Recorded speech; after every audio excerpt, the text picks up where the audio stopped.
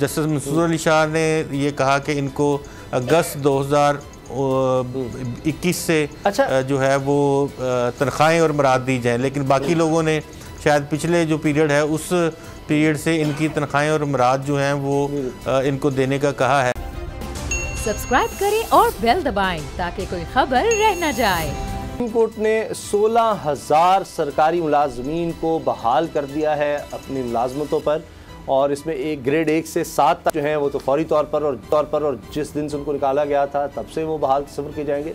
बाकी जो हैं उनको दोबारा से टेस्ट देना होंगे। अब ये केस काफ़ी अर्से से चल रहा था और 5 रुकनी बेंच, सुप्रीम कोर्ट का मौजूद बेंच ये केस सुन रहा था।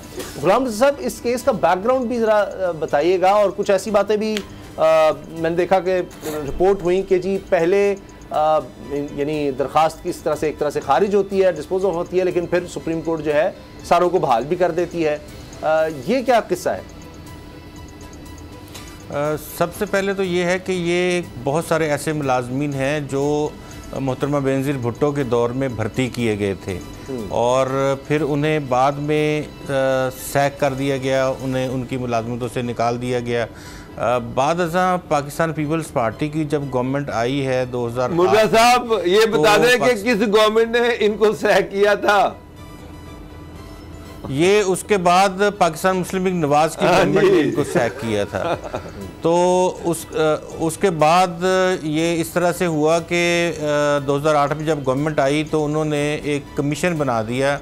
सैयद खुर्शीद अली शाह जो थे वो उन्होंने उनकी सरबराही में बना दिया और उनसे कहा गया कि तमाम वो लोग, और उसके साथ और भी लोग थे, ये नहीं कि वही थे, उनके साथ जो उसके बाद कुछ सैक हुए या वो लोग भी शामिल थे जो कॉन्ट्रैक्ट एम्प्लॉयज़ थे और उनको पक्का नहीं किया जा रहा था, तो उनको दोबारा एक कमीशन बना और सब केसेस का बार बार इस तरह से जायज़ा ले गया। कमेटी थी, कमेटी ने जायज़ा लेने के बाद पार्लियामेंट का ये फैसला था कि इनको बमाए पर्क्स इनके ओहदों पर बहाल कर दिया जाए। फौरी तौर पे जो बहाल हुए उनके पे पर्क्स भी उनको मिले और सारा जो उनका मामला था जिसमें कुछ लोगों ने रिटायरमेंट की एज को पहुंच गए थे, उन्होंने रिटायरमेंट से ले ली और बहुत सारी चीज़ें इस तरह से हो गई। अब वो दोबारा से जो थे वो निकाल दिए गए थे। एक दरख्वास्त दायर की गई, उस दरख्वास्त में हाई कोर्ट से ये फ़ैसला हुआ और इनको सबको फ़ारग कर दिया गया। जब ये फ़ारग हुए तो फिर दोबारा इन्होंने राब्ता किया सुप्रीम कोर्ट ऑफ पाकिस्तान में। सुप्रीम कोर्ट ऑफ पाकिस्तान से भी इनको जो था वो रिटेन किया गया उस फैसले को। फिर इसका नज़रसानी अपील जो थी वो दायर की गई और उसके साथ साथ ये तमाम लोग जो थे वो बाहर सुप्रीम कोर्ट के बाहर मुजाहरे और वहाँ पे आना जाना सब कुछ वो भी इन्होंने शुरू कर दिया। तो अभी बहुत सारी चीज़ें हैं। हाई कोर्ट का, सुप्रीम कोर्ट का फ़ैसला नज़रसानी का वो अपनी जगह पे है, इसमें बहाल कर दिया गया है लोगों को। जस्टिस मंसूर अली शाह ने ये कहा कि इनको अगस्त 2021 से जो है वो तनख्वाहें और मराद दी जाएँ, लेकिन बाकी लोगों ने शायद पिछले जो पीरियड है उस पीरियड से इनकी तनख्वाहें और मराद जो हैं वो इनको देने का कहा है। इस्लामाबाद में एक बहुत बड़ा इवेंट हो रहा है, मैं ये इसका थोड़ा सा 1-2 मिनट में मैं ख़त्म करूँगा कि यहाँ पे कॉन्फ्रेंस हो रही है इस्लामिक वज़राए ख़ारजा की और OIC का इजलास जो कि कल से शुरू होना है। आज हर हाल में रेड जोन को खाली करवाया जाना मकसूद था, या कल या आज, हर हाल में। आज कुछ डिग्नेटरीज तो आज पहुंच चुके हैं, तो ये लोग वहां बैठे थे, इन्होंने बिल्कुल बच्चे भी लेके आए हुए थे, औरतें भी थी, रात को भी स्टे करते थे। उन्होंने कहा जान से मार दो, हमें बहाल करोगे तो जाएंगे, नहीं तो इधर ही लेटेंगे। तो ये भी फैक्टर एक है। तो एनी हो, ये तमाम जो मुलाजमतों के ऊपर लोग बहाल हुए हैं, अब ये एक तो 7 ग्रेड तक हैं, उसके बाद के जो लोग हैं जिनके टेस्ट इंटरव्यू नहीं हुए वो उनको फार्मेलिटी के लिए टेस्ट इंटरव्यू में अपीयर होना होगा और वो फिर दोबारा से रीइंस्टेट हो जाएंगे और उसी डेट से होंगे जिस तारीख से निकाले गए थे। ये है सारा इसका बैकग्राउंड और ये इस फैसले के हवाले से बात। ठीक है, लेकिन इसमें अब यह है कि आइंदा सुप्रीम कोर्ट ने भी कहा जी कि टेस्ट वाला मामला जो है, टेस्ट की शर्त जो है लाजमी इसको फॉलो किया जाए। लेकिन ये जो सुओ मोटो आज नोटिस के इख्तियारात हैं उसको इस्तेमाल करते हुए ग्रेड 1 से 7 के सरकारी मुलाजमीन को बहाल किया गया है।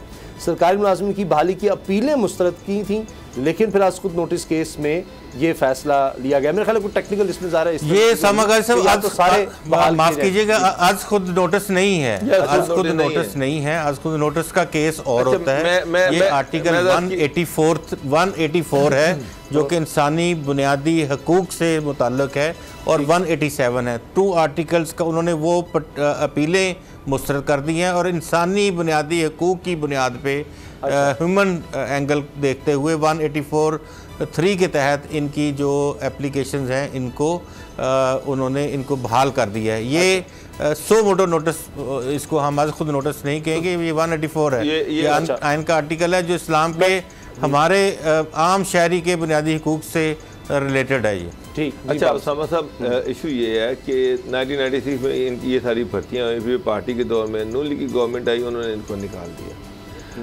दिया। मेरे बहुत सारे दोस्त जाने वाले उस वक्त भर्ती हुए थे, कुछ बेचारों ने अपना बिजनेस स्टार्ट कर दिया, किसी ने कहीं और नौकरी प्राइवेट कर ली, ये कर लिया। 2008 में जब ये पार्टी की गवर्नमेंट आई, चूँकि उन्हीं के दौर में ये भर्ती हुए थे तकरीबन 12 साल के बाद, तो जरदारी साहब ने उन तमाम जो ये 16,000 एम्प्लॉय थे इनको एक कमीशन के ज़रिए से दोबारा बहाल किया जी। तो वो जो लोग कोई कारोबार कर रहा था, कुछ कर, उन्होंने वो अपने कारोबार बंद किए और दोबारा आके उन्होंने ज्वाइन कर ली जॉब।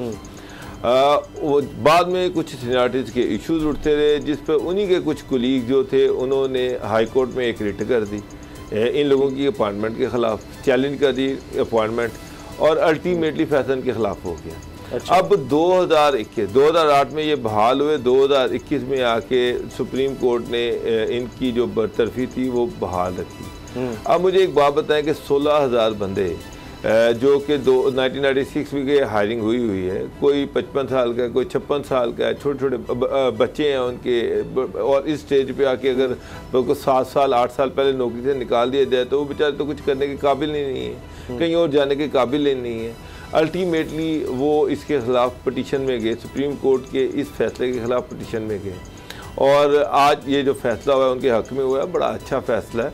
मेरा ख्याल है कि जब हाई कोर्ट और सुप्रीम कोर्ट से फैसले करती हैं तो उनको ये देखना चाहिए कि उनके इस फैसले का जो जब इम्पैक्ट जाएगा वो 16,000 ख़ानदानों पे जाएगा। 1996 की हायरिंग थी और अब 2021 आ चुका है, तो 2021 में अगर इन दोनों लोगों को आप बरतरफ कर देंगे, ना कोई पेंशन ना कोई बेनिफिट, और वो जनाब घरों को वापस चले जाएंगे, तो 16,000 चूल्हे बंद हो जाएंगे। और ऐसी स्टेज पे जब किसी की बेटी की शादी होने वाली है, किसी के बच्चे कॉलेज यूनिवर्सिटी में पढ़ रहे हैं, तो मुझे पता है कि वो किन दुखों में, किन तकलीफ़ों से ये लोग गुजरे हैं, किस कर्ब से ये लोग गुजरे हैं। तो ये जो फैसला है, इससे 16,000 घरों के जो चूल्हे बुझे हुए थे वो जल पड़ेंगे।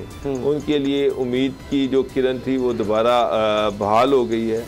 तो मैं इस फैसले को वेलकम करता हूँ। कोर्ट्स को ये देखना चाहिए कि जनाब जो भी फैसले आ रहे हैं ठीक है, एक कानून ये क्या कहता है, लेकिन उसमें एक चीज़ ये कि उसमें ह्यूमन एंगल ज़रूर देखना चाहिए कि उसका इम्पैक्ट क्या जाएगा फैसले का। जी मुर्जा साहब। उसामा साहब, यहाँ देखें एक दो चीज़ बहुत बड़ी देखने की ज़रूरत है हमें, कतई नज़र इसके कि ये मुलाजमीन देखें कितना अरसा रहे, कितने अरसा इन्होंने काम किया और घर में भी बैठे रहे, काम नहीं किया। अब वो उनका लीव टाइम कंसिडर होगा जिस टाइम में वो काम नहीं करते रहे, तो एक बहुत बड़ा मॉनेटरी हमारे जैसे कंट्री के ऊपर 16,000 मुलाजमीन के हवाले से एक बड़ा बोझ होगा,